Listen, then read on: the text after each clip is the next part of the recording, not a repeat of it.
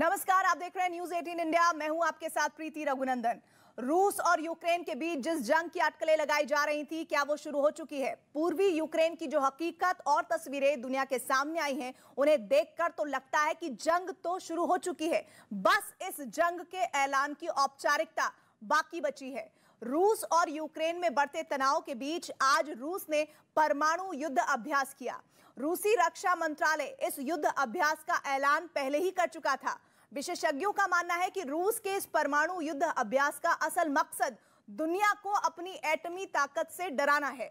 दरअसल इस न्यूक्लियर युद्ध अभ्यास के जरिए रूस अमेरिका और नेटो पर दबाव भी डालना चाहता है। उनका यह भी मानना है कि इस युद्ध अभ्यास के बाद रूस और अमेरिका में तनाव कम होने की बजाय और बढ़ जाएगा।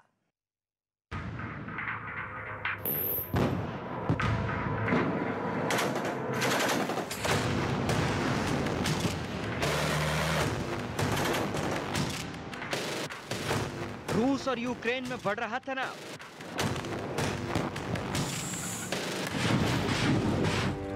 पूर्वी यूक्रेन में हालात हुए खराब।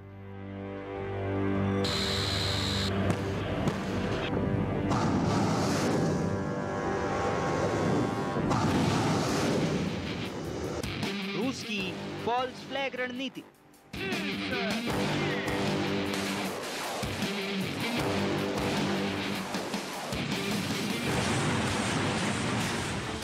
रूस ने किया परमाणु युद्धाभ्यास। रूस के रक्षा मंत्रालय ने ऐलान किया था कि रूस 19 फरवरी को परमाणु युद्ध का अभ्यास करने जा रहा है और अपने ऐलान के मुताबिक रूस ने दुनिया को अपनी ताकत दिखाने के लिए 19 फरवरी को यह परमाणु युद्धाभ्यास किया। ये तस्वीरें रूस के उसी युद्धाभ्यास की हैं। इस दौरान रूस ने thermo nuclear intercontinental ballistic missile RS-24 को भी दागा। इस युद्धाभ्यास के दौरान रूस ने अपनी नई क्रूज मिसाइलें और हाइपरसोनिक क्रूज मिसाइलें दागकर अपना शक्ति प्रदर्शन भी किया। सबसे अहम बात यह है कि रूस की सेना के इस परमाणु युद्धाभ्यास को रूस के राष्ट्रपति व्लादिमीर पुतिन ने खुद देखा। इस दौरान उनके साथ बेलारूस के राष्ट्रपति अलेक्जेंडर लुकाशेंको भी मौजूद थे।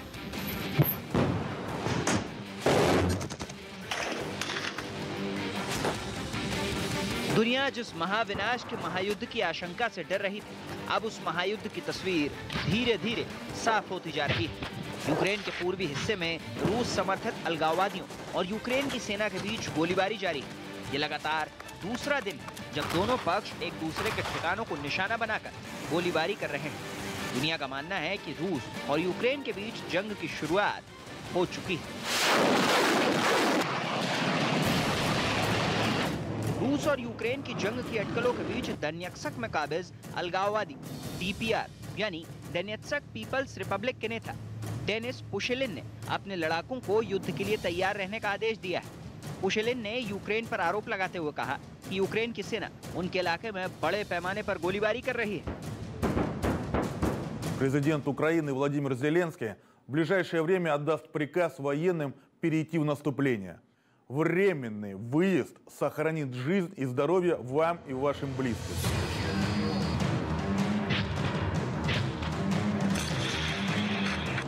रूस का दावा है कि पूर्वी यूक्रेन के दो प्रांतों दोनेत्स्क और लुहांस्क में यूक्रेन की फौज बम और मोर्टार से विद्रोहियों पर हमला कर रही है, जबकि यूक्रेन का कहना है कि रूस विद्रोहियों का इस्तेमाल कर यूक्रेन पर हमला कर रहा है और यूक्रेन को जानबूझकर जंग के लिए उकसा रहा है। Це, що на сьогоднішній день роздмухується ситуація з боку Російської Федерації через своїх ставленників є на території Донецької, Луганської області, це спроба спровокувати наші Збройні Сили, спровокувати наші війська на ті відповіді, які б вони дуже хотіли, щоб ми... ये हकीकत है कि पूर्वी यूक्रेन के दोनेत्स्क और लुहांस्क में हालात दिन ब दिन बिगड़ते जा रहे हैं। 2 दिन से रूस समर्थित विद्रोहियों और यूक्रेन की सेना के बीच गोलीबारी जारी है। यूक्रेन इस बात की पुष्टि कर चुका है कि इस गोलीबारी में उसका एक सैनिक बुरी तरह से घायल होने के बाद दम तोड़ चुका है। यूक्रेन का यह भी आरोप है कि विद्रोहियों और उनकी सेना के बीच अब तक 66 बार झड़प हो चुकी है। यूक्रेन की सेना ने अपने फेसबुक पेज पर कहा कि अलगाववादियों ने उनकी 20 से ज्यादा बस्तियों को निशाना बनाया और उन पर रॉकेट भी दागे। इससे पहले पूर्वी यूक्रेन में रूस समर्थित अलगाववादियों ने एक कार को निशाना बनाया था। उन्होंने एक गैस पाइपलाइन को भी विस्फोट कर उड़ा दिया। दुनिया इन दोनों ब्लास्ट को रूस और यूक्रेन के बीच होने वाली जंग के ट्रेलर के तौर पर देख रही है। यूक्रेन ने इन हमलों के लिए रूस को जिम्मेदार ठहराया और रूस इसे यूक्रेन की साजिश करार दे रहा है। पूर्वी यूक्रेन में विद्रोहियों और यूक्रेन की सेना के बीच चल रही जंग पर रूस के राष्ट्रपति व्लादिमीर पुतिन का एक बयान आया है। राष्ट्रपति पुतिन का भी मानना है कि पूर्वी यूक्रेन में हालात खराब होते जा रहे हैं। Прямо сейчас мы наблюдаем, напротив, обострение ситуации на Донбассе. राष्ट्रपति पुतिन का ये बयान ऐसे वक्त पर आया जब अमेरिका और नेटो समूह के दूसरे देश रूस से यूक्रेन की सीमा पर तनाव कम करने की अपील कर रहे हैं। लेकिन इसके ठीक उलट रूस की नौसेना ने ब्लैक सी में एक बड़ा युद्धाभ्यास किया। रूस की सेना के मुताबिक उसके इस युद्धाभ्यास का मकसद रूस पर होने वाले हमले को रोकना था। लेकिन रूस की सेना जिस शिद्दत से इन दिनों यूक्रेन की सीमा और समंदर में युद्धाभ्यास कर रही है, उसे देखते हुए लगता है कि वो जंग रोकने के लिए नहीं बल्कि एक लंबी जंग की तैयारियों में जुटी हुई है।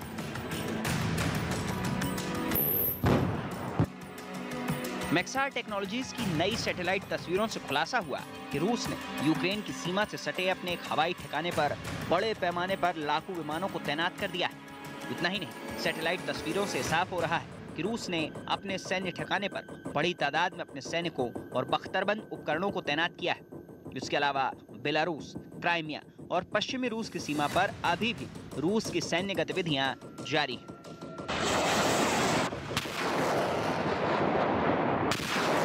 रूस की इन तैयारियों को देखकर ही शायद अमेरिका का कहना है कि रूस कभी भी यूक्रेन पर हमला कर सकता है और रूस का मकसद यूक्रेन के साथ तनाव कम करना नहीं बल्कि यूक्रेन पर कब्जा करने का है। अमेरिकी राष्ट्रपति जो बाइडेन ने भी रूस पर झूठ बोलने और दुनिया को गुमराह करने का आरोप लगाया है। राष्ट्रपति जो बाइडेन ने एक बार फिर इस बात को दोहराया कि रूस आने वाले दिनों में यूक्रेन पर हमला करने वाला है और उसने जंग की तैयारी पूरी कर ली है।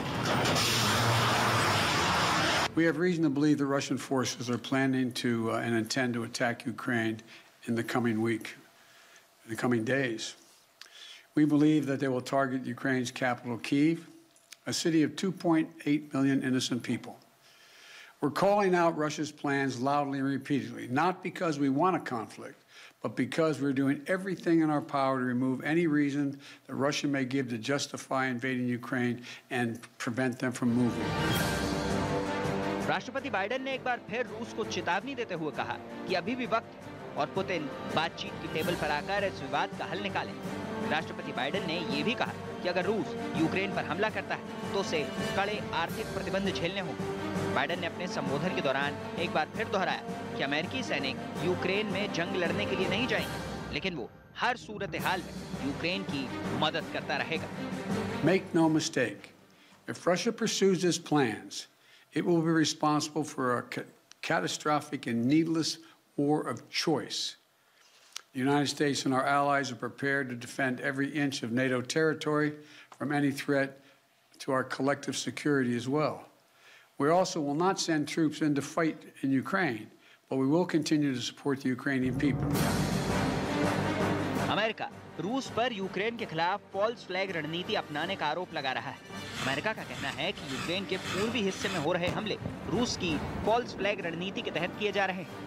फॉल्स फ्लैग का मतलब होता है कि कोई देश पहले अपने हिस्से में सुनियोजित हमला करे और फिर इसका उपयोग दूसरे देश पर मढ़कर उस पर जवाबी कार्रवाई करे।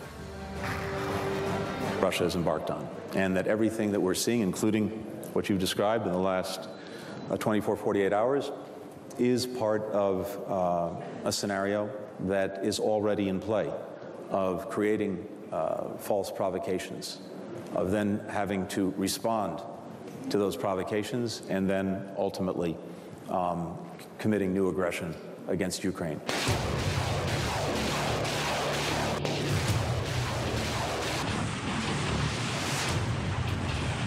अमेरिका ने रूस पर यह आरोप भी लगाया कि पिछले एक महीने के दौरान रूस ने यूक्रेन की सीमा पर लगभग 50,000 सैनिक बढ़ा दिए हैं। इस वक्त यूक्रेन की सीमा पर लगभग 2 लाख रूसी सैनिक तैनात हैं।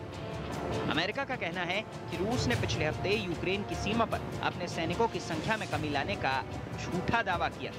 अमेरिकी उपराष्ट्रपति कमला हैरिस का भी कहना है कि रूस अभी भी बातचीत के जरिए इस मसले का हल निकाल सकता है। To diplomacy, be honest, is on Russia at this point to demonstrate that it is serious in that regard. I recognize the threats at this moment, historically and going forward, to our friends, Latvia, Lithuania, and Estonia. We stand with you. I am here personally to say that. We stand with you on this and many other issues in the spirit of our alliance and our mutual interests and priorities. And we stand together, all of us, as NATO allies.